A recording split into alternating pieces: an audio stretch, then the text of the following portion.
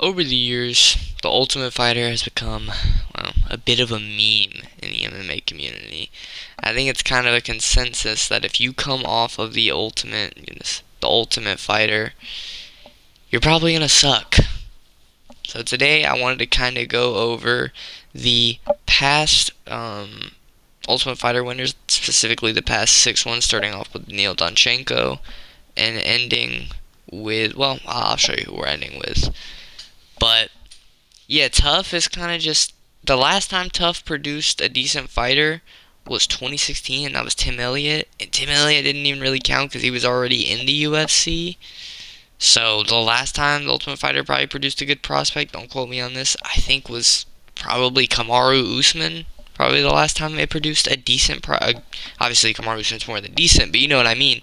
There haven't been many guys who have been solid ranked contenders or perennial title contenders or champions come off the Ultimate Fighter since Kamaru Usman was on it, I believe. Like I said, could be wrong. Prove me wrong in the comments if you feel like it. But yeah, today I kind of just want to go over a couple of the ones that caught my eye that are recent, and we're gonna see if they're a good prospect, a bad prospect, or if they already were at one point a prospect. Cause I go back a little bit here, not too far though. Don't worry.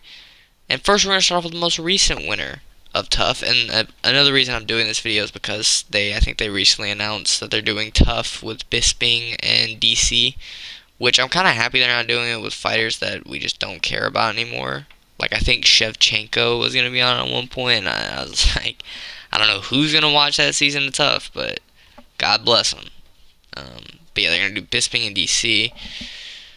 This season, I think this was the season with DC and Channel, right?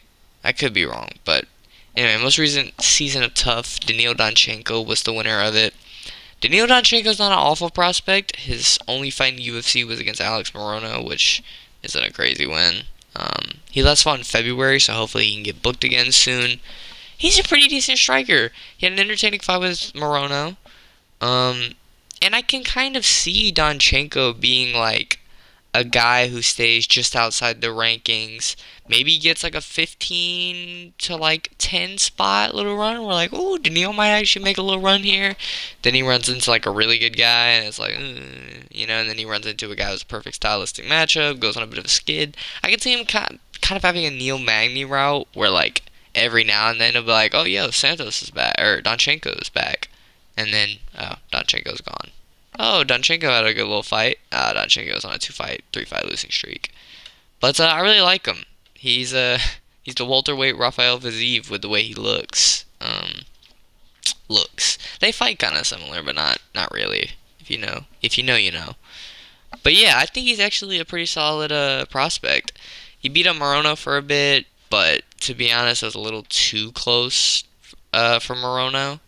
But like I said, I think he's actually a pretty solid prospect. I gave him a B minus as a prospect. I think he's actually pretty solid. So, Daniil Danchenko, pretty good prospect. The next one,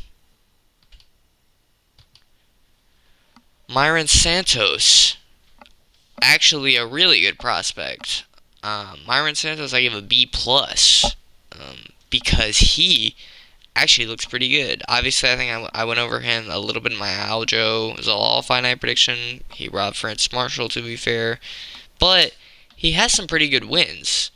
Or not pretty good wins. He has some decent wins, but he looked good in his wins. Thank you for KOing Naimov, that cheating bum. Yeah, he has some pretty solid skills. Good kicks on the outside to the legs and body. Good ground instincts, and again, a guy I can see being. I think I could see him kind of being used as the law, not with the way he fights, but with the way his career kind of goes. Like maybe he goes on a bit of a skid, but I can see him kind of recovering and then being ranked like a solid 7. Maybe he'll get like a fluky win in the top 5, and then he won't get a title shot, and he'll have a title eliminator, lose that. You know, we'll see. I think Myron Santos is a pretty good prospect, but I think he got booked in the Apex again against another unranked guy. So if he can win against another unranked guy, maybe give him the top 15 at featherweight. I don't know. He, like I said, pretty actual good prospect. Now the next person we're gonna be moving on to, not the best prospect. Not so much of a prospect anyway. Brad Katona. Old man Brad Katona. Katona I gave a C minus. Not bad, but definitely not good.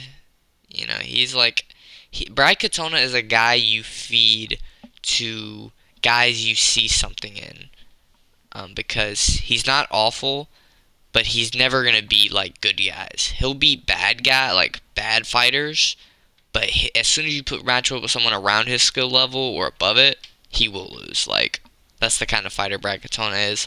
He lost to Alkman in his last fight. I believe that's how you say it.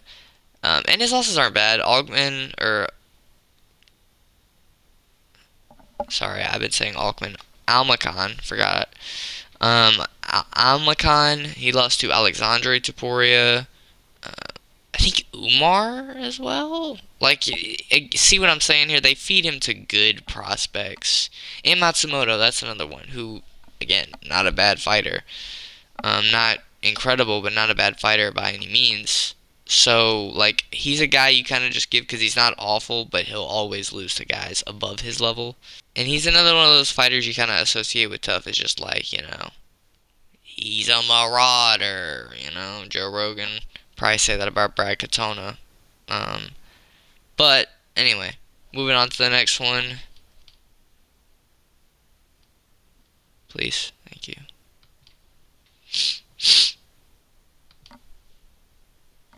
Mohammed Usman. Mohammed Usman. Man, he's just funny. Muhammad Usman, not that good. I gave Muhammad Usman a D because Muhammad Usman is a bad fighter. One of the funniest things about Muhammad Usman is he can't even throw a leg kick or a leg kick. I think it's a leg kicks without falling down off balance, which is not a good sign if you want to be a world champion in any division. Even heavyweight, you got to be able to throw a leg kick, buddy, like without being falling over.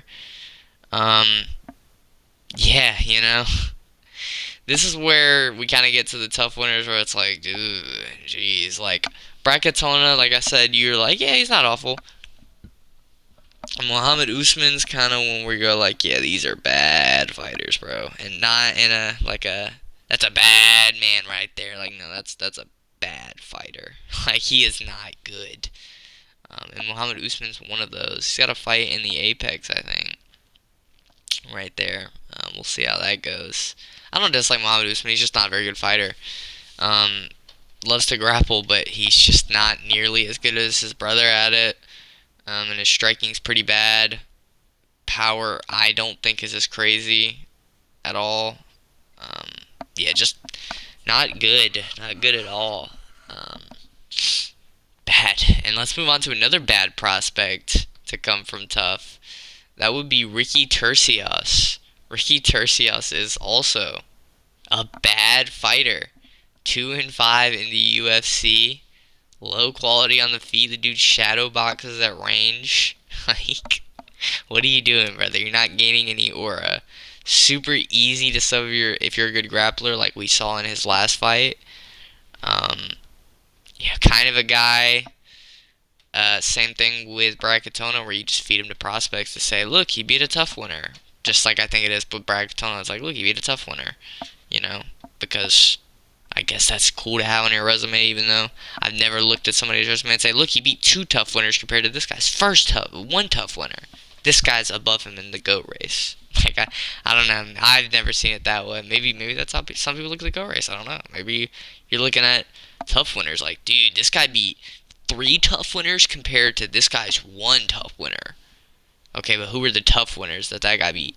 Ricky Turcios, Ricky Turcios, Brad Katona, and like, shoot, dude, I don't even know the third. But the only the guy the other one beat was like Muhammad Usman. That's it, dude.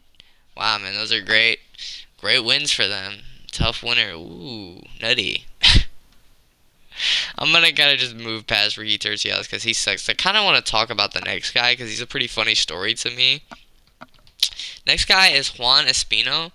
Juan Espino, I think, had two fights in the UFC.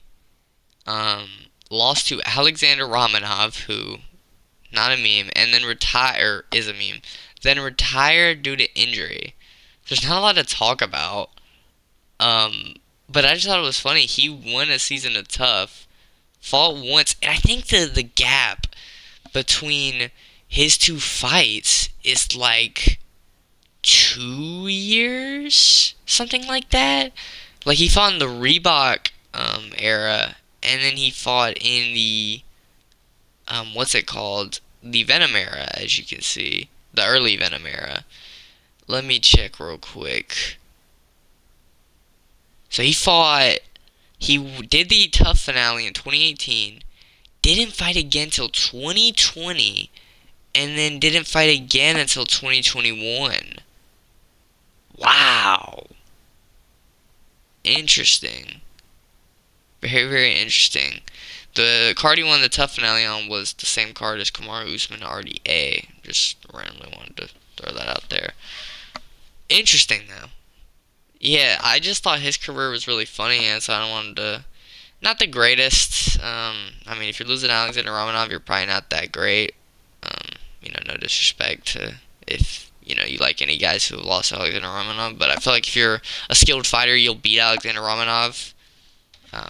Bit of a one-trick pony, as we say. And yeah, not much to talk about with Juan Espino. And now, the most interesting TUF winner to me, Nico Montano. Nico Montano won the inaugural flyweight belt on her season of TUF. Refused to fight Shevchenko. Then when she did agree, she couldn't make weight. So then she vacated. Then I think like years later, like a long time later, she ended up fighting Raquel Pennington, Juliana Pena, as you see right there. Um, and I think she lost. I don't know why it doesn't say. Maybe she didn't end up fighting. I don't even remember. Um, No, she did in 2019. So she won the belt in 2017 of December, had the whole thing with Shevchenko, came back in July of 2019, lost, and I think she was gonna, because as you can see, this is the Venom gear she has on, the original Venom gear. I wonder if she had a fight booked, like in the UFC again. Let me check her tab. She did. Oh my gosh, she had 6 fights canceled. Wow. And they're literally all due to an injury on her part or not being able to make weight. That's wild. That's insane. Man. Yeah, so she's a pretty funny story to me. And she also tested positive for COVID on one of these. Interesting. But yeah, funny story. I gave her an F. Did I even say what I gave the last person? The last person, Juan Espino, F. He fought twice. One was the TUF finale, and then the second one, he lost to Alexander Romanov. So, yeah, not the best career. And this one I'm also giving an F. Or you know what? I'll give it a D minus because she won a belt. By technicality, she was a champion. Man, that's wild to me how many times they tried to book her. They just could not get her booked. Anyway, yeah, I just kind of wanted to do this video because I think I heard, like I said, I heard the announcement of TUF, and I was like, man, just how bad has the last TUF winners been, which is probably the title of this video. And they've been pretty bad, as we've seen from this video. There are a couple interesting prospects. This is as far back as I'm going, because after this, I'm just not really interested in talking about them at the moment. But yeah, tomorrow I'm going to be talking about why I hate Yair Rodriguez, so tune in if you want to see that. But yeah, love y'all. Thanks for watching. I'll see y'all in the next one. Peace.